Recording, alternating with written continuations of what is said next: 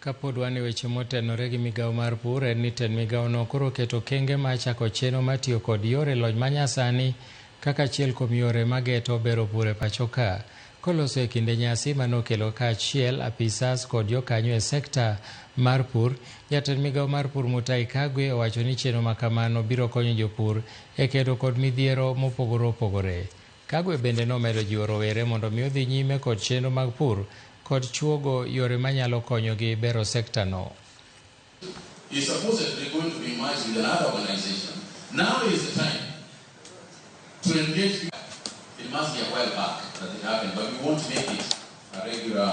To date, we have about 6.5 million farmers who have been registered, and 506 e-vouchers have been issued to farmers. What is the impact or outcome? We are talking about the provision of essential services, we are talking about the digital platforms and agripreneur farmers, which has indeed facilitated training on farming techniques.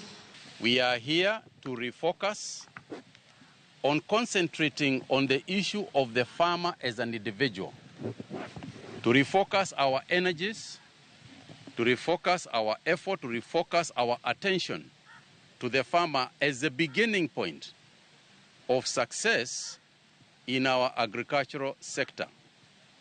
In order for us to be food sufficient, in order for us to create industries that are agricultural based, we want to focus on the farmer.